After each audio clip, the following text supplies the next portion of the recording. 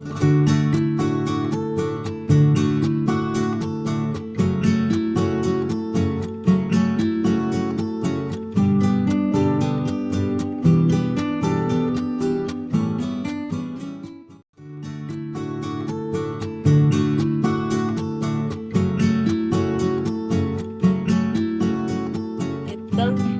hola, buenos días. Primero que todo, presentarme. Yo soy la doctora Francisca Rivera Lavé. Soy médico cirujano egresado acá a la Universidad Mayor en el 2018 y actualmente me encuentro realizando mi especialidad en ginecología en la Universidad Austral de Chile, en la hermosísima ciudad de Valdivia. Me encuentro en mi segundo año, ¿ya? Y primero que, o sea, lo que voy a presentar hoy día va a ser ginecología, que es lo normal. Y antes que empezar la presentación, quiero pedir, por favor, que esto va a ser en completa confianza, acá encontrándonos con mujeres, que vamos a hablar sobre nosotras, sobre nuestros cuerpos, que vamos a hablar de cosas que son más bien íntimas, que son cosas respecto a intimidad ginecológica femenina, y que cualquier cosa que yo diga no quisiera ofender por ningún motivo a nadie, sino que esto solamente fuera un tema de educación, ¿ya? Entonces, primero que todo, ¿qué nos hace mujeres?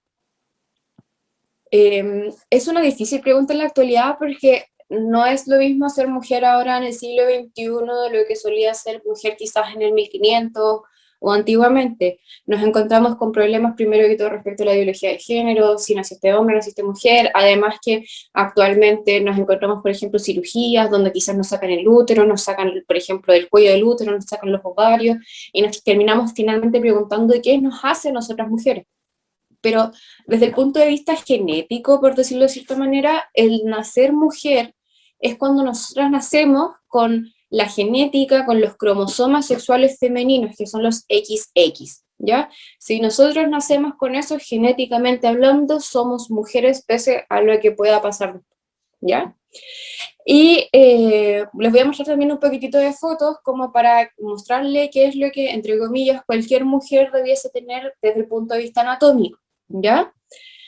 Dentro de nuestro interior, las partes que nosotras no logramos ver, ya que se encuentran dentro de nuestra pelvis, ya nos encontramos con lo que primero que todo es el útero, que es lo que mayor parte de nosotros conocemos, donde el útero básicamente va a ser lo que se descama cada mes generándonos nuestra menstruación, y es el lugar donde vamos a tener nuestros embarazos, ¿ya?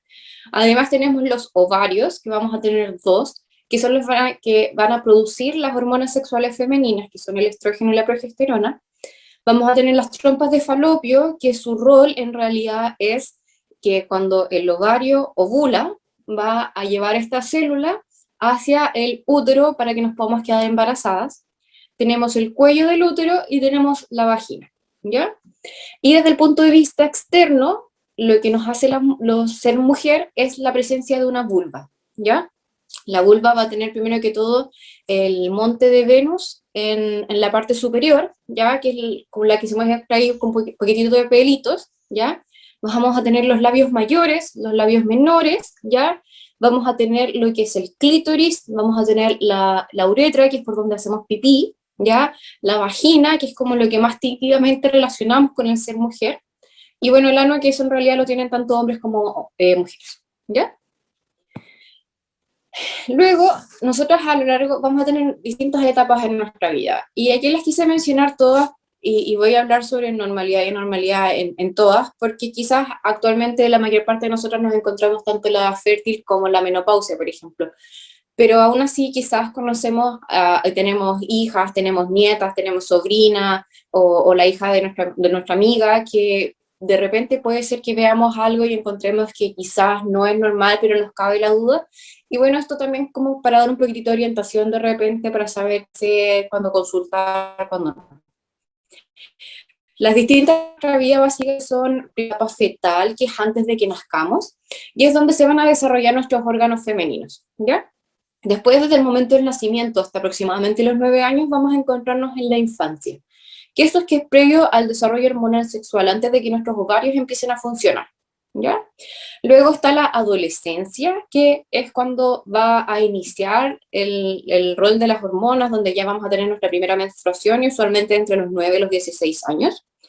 La etapa fértil, que en estricto rigor abarca también la adolescencia, pero lo quise separar como para poder explicar algunas cosas, ¿ya? Y usualmente dura hasta los 45 años, el momento en donde nos podemos quedar embarazadas. Y después está la menopausia y la posmenopausia, por sobre los 45 años, donde los ovarios dejan de funcionar y disminuyen nuestras hormonas femeninas, ¿ya? Entonces, primero que todo, la etapa de la infancia, como les dije, en caso de que quizás alguna de nosotras pudiésemos ver algo distinto en las niñas que conforman nuestra vida. Y lo otro que quiero mencionar antes de empezar a decir qué es lo normal y lo normal es definir qué va a ser normal y anormal en esta presentación. Normal básicamente va a ser lo que la mayor parte de las mujeres en el mundo van a ya el 80, 90% de las mal acá definimos que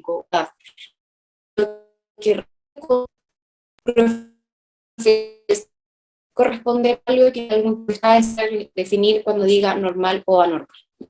Entonces, la infancia es aproximadamente 0 a los 9 años. Y como les dije, cuando hay ausencia de desarrollo hormonal, ya porque hay otras hormonas que van a funcionar. En este momento vamos a tener infantil. ¿Por qué lo digo golfo infantil? Porque si nosotros vemos, por ejemplo, un niño hombre de 3 años y una niña mujer de 3 años y los vemos uno al lado del otro, van a ser prácticamente iguales. Las únicas diferencias que van a tener es si es que vemos dirigidamente los genitales, pero son exactamente iguales. ¿Ya? Ser en esta anormal, primero que todo un flujo vital. ¿Por qué? Porque como la niña aún no empieza con su... con el trabajo de los ovarios, al tener un flujo genital, eso implica que los ovarios están funcionando, ¿ya? Entonces, si tenemos un flujo de tipo, podría ser que la niña esté empezando con un de cosas, por ejemplo, ¿ya? Lo mismo si es un sangrado genital, primero que tenemos ya son que es torsión, pero existen cosas, infecciones urinarias, traumatismos locales, etc. Siempre que nos vemos ante estas situaciones es mejor consultar. Otra cosa que tenemos que consultar es, por ejemplo, si es que vemos que la niña está con un Mario. En este momento no tenemos tantos índices de obesidad infantil, a veces puede ser difícil diferenciarlos, ¿ya? Porque las niñitas cuando van a ser un poco más gorditas, aparte de la grasita, va a aparecer también en la zona mamaria, ¿ya? Pero ¿cómo lo vamos a diferenciar? Principalmente por el pezón. Cuando el pezón empieza a desarrollarse y empieza a agrandarse, oscurecerse y sobresalir un poquitito, significa que está empezando el desarrollo mamario propiamente. Y lo último que es francamente normal en esta época es cuando la niña o el niño muestran signos de sexualización. ¿Y cuáles serían estos signos? Por ejemplo, que la niña o el niño estén dibujando cosas que son de connotación sexual, por ejemplo, penes, vagina, que estén jugando con sus muñequitos o con sus amiguitos, cosas claramente sexuales. ¿Y por qué? Porque los niños no debiesen nunca demostrar conocimientos que no han visto. Si es que un niño juega o demuestra cosas sexuales es porque las han visto o las han vivido. Entonces ahí es súper necesario consultar porque es muy importante descartar en realidad que el niño haya sufrido algún tipo de abuso sexual. Luego, en la época de adolescencia, yo creo que sí, claramente todas lo hemos vivido ya, ¿ya? Y la adolescencia actualmente entre los 9 y los 16 años. Es la época de transición que vamos a vivir entre la infancia y la adultez, ¿ya? Va a ser el momento en que aparece nuestro cuerpo femenino, donde vamos a empezar nuestras menstruaciones, donde va a aparecer el desarrollo mamario, va a aparecer vellos en distintas zonas corporales, vamos a empezar con nuestros flujos, etc. Y también donde vamos a iniciar nuestra sexualidad, ¿ya? Y es una época de múltiples desafíos porque por un lado nuestro cuerpo está cambiando, vamos a empezar a sangrar todos los meses, es difícil porque nuestros compañeritos, por ejemplo, como que nos empiezan a molestar, porque empezamos a cambiar, porque queremos saber quién soy, a dónde voy, quién es mi familia, cuál es el rol que cumplo, quién soy entre mis amigos. Son muchos desafíos que vivimos en una época muy acotada. Y algunas cosas importantes que vamos a vivir acá, primero que todo, se llama la menarquia. La menarquia se define como la primera menstruación, ¿ya? Y actualmente la edad de la primera menstruación a nivel mundial es entre los 8 y los 12 años. Puede ser que el número les llame un poquitito la atención, porque, por ejemplo, hace 50, 60 años, la primera menstruación ocurría entre los 14 y los 16 años. Pero se ha visto que como han pasado las décadas, ha disminuido eso, no se sabe muy bien, se piensa que en realidad es como porque hemos tenido mejores alimentaciones, entonces ha disminuido la época, o sea, la edad de inicio de la menstruación. Y es completamente normal si una niña a sus 8 años presenta su primera menstruación, ¿ya? Y usualmente el desarrollo de los caracteres femeninos, es decir, del desarrollo mamario, del vello púbico, etcétera, empieza un año antes aproximadamente. Es decir, si tenemos una niña de 7 años y 3 meses que empieza a desarrollar sus mamas, por ejemplo, o empieza a tener vellos o olores axilares, se puede encontrar dentro de la normalidad y significa que aproximadamente en un año más va a tener su primera menstruación. ¿Qué otra cosa es normal en esta época? Los ciclos menstruales irregulares. ¿Qué significa esto? Nosotros por regularidad vemos, por ejemplo, que llega la menstruación todos los meses, aproximadamente en las mismas fechas, pero cuando nos llegan nuestras primeras menstruaciones, lo normal, entre comillas, es que sea, por ejemplo, nos llega por primera vez y después pasan 3, 6 meses que no vuelve a llegar y después vuelve a llegar y es muy abundante, después nuevamente pasan 2 meses, 3 meses y vuelve a llegar, y eso es completamente normal. ¿Por qué? Porque el ovario está despertando y la parte del cerebro que le da el mensaje, lo que tiene que ovular, también está despertando. Entonces se demora un poquitito la máquina en madurar y tener un eje correcto. Y eso, como les digo, aproximadamente entre 2 hasta incluso 5 años se puede demorar. Y que otra cosa súper importante, el desarrollo de mamas, que puede ser o muy lento o muy rápido. Puede ser, por ejemplo, una niña de 16 años que tenga poco desarrollo, puede haber una niña de 12 años que tenga sus mamas ya formadas. Y eso nuevamente es normal. Y va a depender principalmente de la mujer y la carga genética que tenga. Ahí tenemos que preguntarle a las hermanitas, a las madres, a las tías, a las abuelitas, cómo fue su desarrollo mamario, porque eso es un poquitito lo que nos va a orientar. Y dentro de esto también recordar que nosotras las mujeres vamos a tener por lo menos 5 cambios de sostén durante toda nuestra vida, porque va a depender, por ejemplo, de nuestro peso, de si estamos embarazadas o no embarazadas, si iniciamos algún tipo de anticonceptivo, distintas cosas. Entonces es normal el cambio de talla a lo largo de nuestras vidas. ¿Qué otra cosa es normal en esta época? El inicio del flujo genital, ¿ya? Y el flujo genital va a ser más o menos claro o transparente o un poco blanquecino. Va a manchar la ropa interior, eso es completamente normal y esperable. No va a tener ningún tipo de olor o no va a ser un olor malo y no debiese generar síntomas, es decir, no debiese picar ni debiese doler. ¿Qué otra cosa es normal acá en esta época? Como ya mencioné, el inicio de sexualidad y el inicio del interés por otras personas, el inicio del deseo, el que nos dé cosas, nos pique las manos cuando estemos alrededor de alguien, por ejemplo.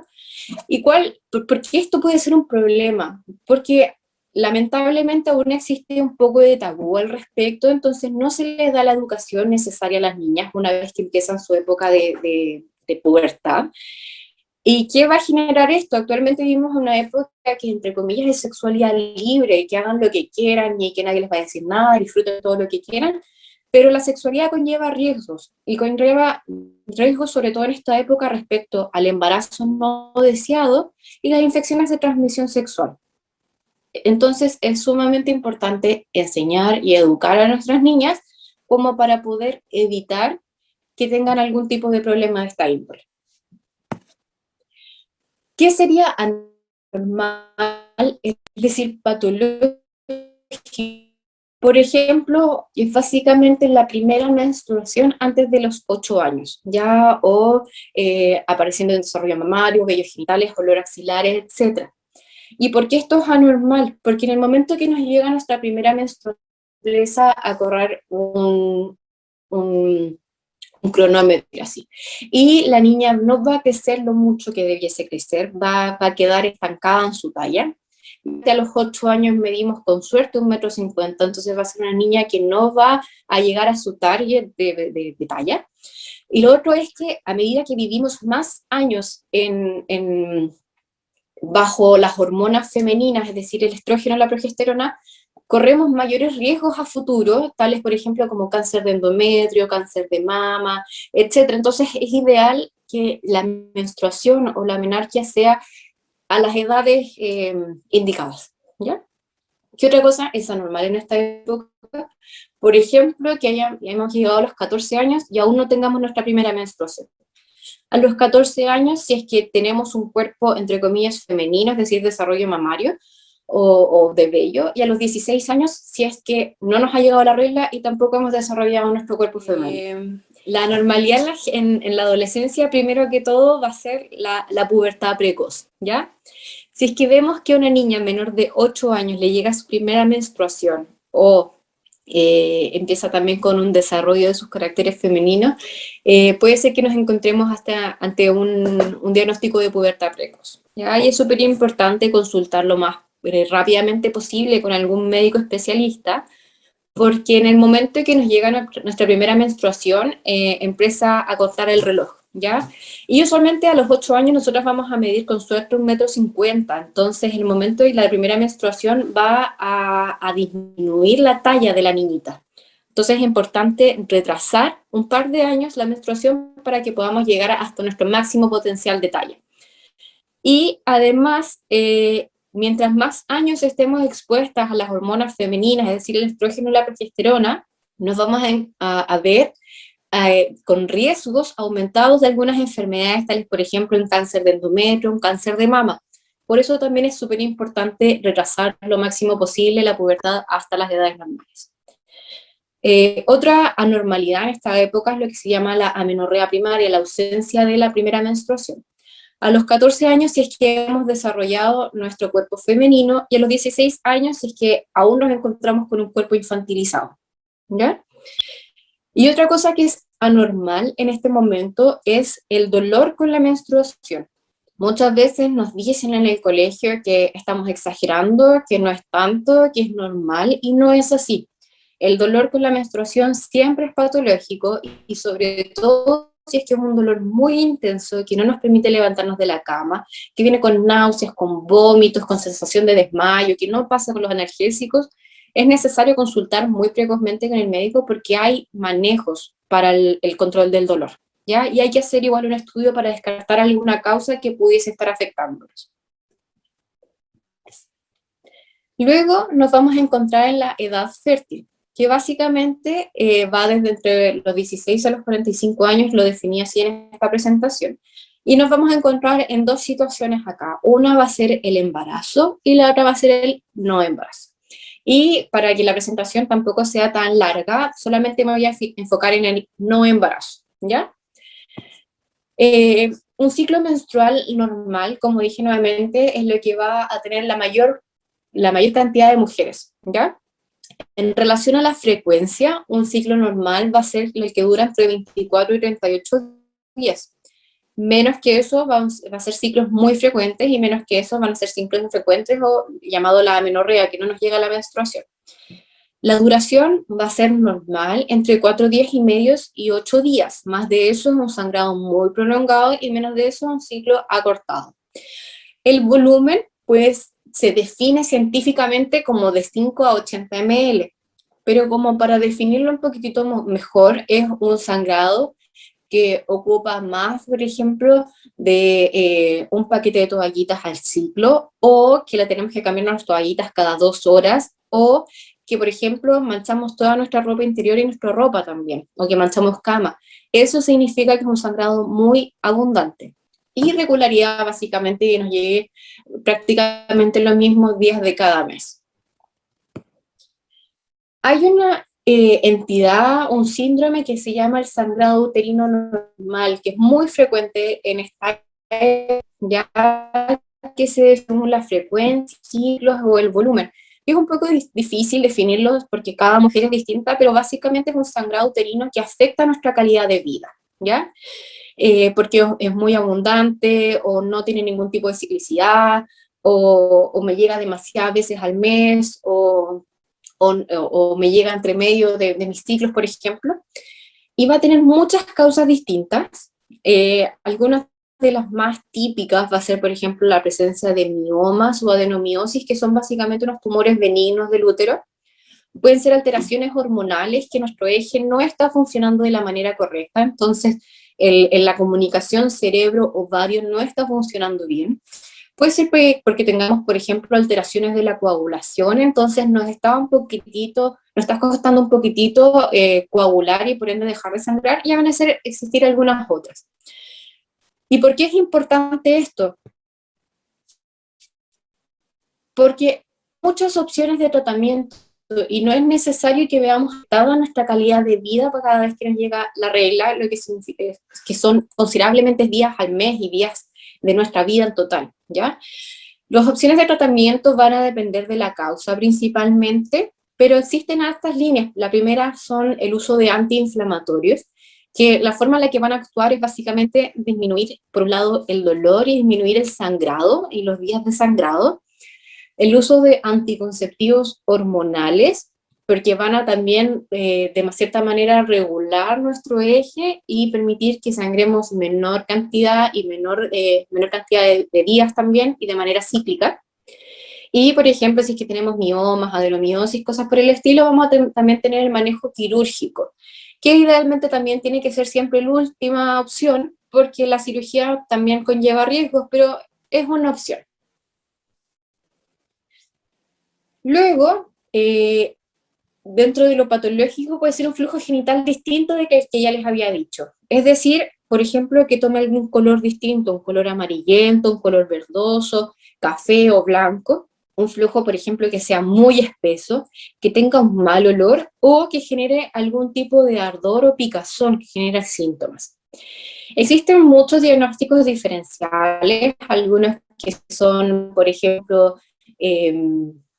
antihongos, una antibiótico en la zoonosis, pero parte de los diagnósticos diferenciales va a ser una infección de transmisión, ¿ya? Y estamos ante un ambiente que es cristiano, donde se predica la monogamia, la fidelidad, y a pesar de que nosotras podamos ser fieles a nuestros esposos, lamentablemente eso no es sinónimo de que quizás nuestros esposos no sean fieles a nosotras. ¿Y cuál es el problema de las infecciones de transmisión sexual? Usualmente a los hombres no les genera muchos problemas, da lo mismo, entre comillas. Pero a nosotros nos puede generar complicaciones a largo plazo, ¿ya? Y son complicaciones que son en realidad muy graves. Nos pueden generar dolores pélvicos crónicos, nos pueden generar infertilidades, nos pueden generar problemas en nuestros embarazos, tales como, por ejemplo, partos prematuros, rupturas prematuras de membrana, abortos. Mejor. ¿Me escuchas? Ponga ahí nombre. Tía Patricia. ¿Sí? ¿Se escucha? Sí. Entonces, como les menciono, cuando nos pasa, por ejemplo, que tenemos algún flujo que encontramos extraño, es importante consultarlo más precozmente con nuestra matrona, con nuestro ginecólogo, porque los tratamientos son fáciles y son sencillos, y estos evitan las complicaciones a largo plazo. ¿Qué otra cosa es importante? La incontinencia urinaria, que se define básicamente como cualquier escape de orina que sucede de manera involuntaria. Existen distintos tipos, por ejemplo está el tipo de esfuerzo, que es por ejemplo que estoy levantando una caja pesada, que salí a correr, o puede ser cosas más pequeñas, por ejemplo, estaba tosiendo, me reí mucho y se me salió el pipí, eso se llama incontinencia de esfuerzo. Y está la incontinencia también de urgencia, por ejemplo, tengo la sensación de que quiero ir al baño, tengo que ir corriendo o siento que me voy a hacer encima, o incluso me hice un poquitito de pipí. Y esta enfermedad es muy importante porque nunca es normal. De repente se ponen los libros o en las películas que la niña se rió mucho y se hizo un poco de pipí. No es normal, ¿ya? Y es importante porque tiene manejo y tiene tratamiento. Y también es importante porque nosotros las mujeres tendemos a dejarnos de lado siempre en pro de nuestras familias o nuestros trabajos. Entonces, ¿qué es lo que pasa? Tenemos un hijo y tenemos ganas de hacer pipí, pero el niño necesita ayuda y el esposo necesita ayuda y hay que ordenar la casa, entonces nos vamos al baño y pasan horas y horas y horas sin ir al baño a pesar de que tenemos ganas. ¿Y qué pasa con eso? Nuestra vejiga aprende que no tenemos que informar cuando tenemos ganas de hacer pipí, sino que simplemente hacerlo porque si no, entre comillas, va a explotar. Entonces, ¿cómo se maneja esto? Básicamente yendo sí o sí al baño cuando tenemos ganas, y si es que de repente no tenemos ganas porque la vejiga ya aprendió que no, cada 3-4 horas intentar ir al baño siempre, aunque no tengamos ganas de hacer pipí. ¿Qué otra cosa es importante en esta época? Lo que se llama el prolapso genital, que se define como el descenso de paredes vaginales y sus órganos vecinos. Básicamente lo que va a pasar es que alguna de nuestras paredes de la vagina va a empezar a salir por la vagina, ¿ya? Y se va a mostrar hacia la vulva. Y se siente como una sensación de peso o de bulto a nivel genital. ¿Y por qué es importante? Porque no solamente va a ser una pared la que va a caer, sino que va a bajar, por ejemplo, la uretra, la vejiga, el cuello o incluso el mismo útero, el recto o el colon, ¿ya? Y esto va a generar múltiples problemas, muchos síntomas, mucha desconfort. Y pasa mucho, que es una condición sumamente frecuente en las mujeres, que aumenta con la edad, puede llegar incluso a ser un 60% de las mujeres, ¿ya? Y muchas tienen vergüenza a preguntar y piensan que es normal y que simplemente es algo que le va a pasar a todas, y no es así. Nunca es normal y tiene manejo y tratamiento. Otra cosa importante que quisiera mencionar es respecto a la sexualidad, ¿ya?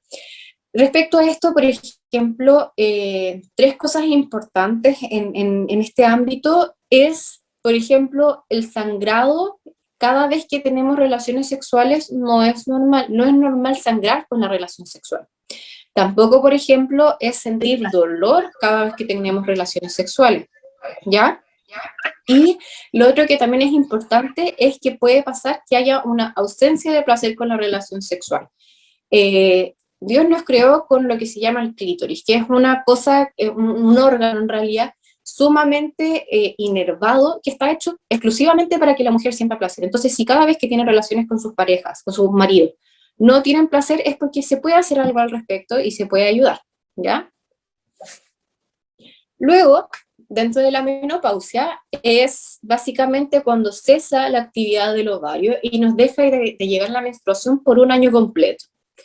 Y este es un periodo de transición súper importante. Vamos a estar con muchos cambios en nuestras vidas, vamos a tener mucha sintomatología que es muy inespecífica, va a generar un riesgo de osteoporosis importante porque las hormonas femeninas ayudan a proteger el huesito, y el riesgo de osteoporosis básicamente nos va a dar riesgo de fracturas posteriormente, y la normal es que sea sobre los 45 años, en promedio a nivel mundial son los 50 años, ¿ya?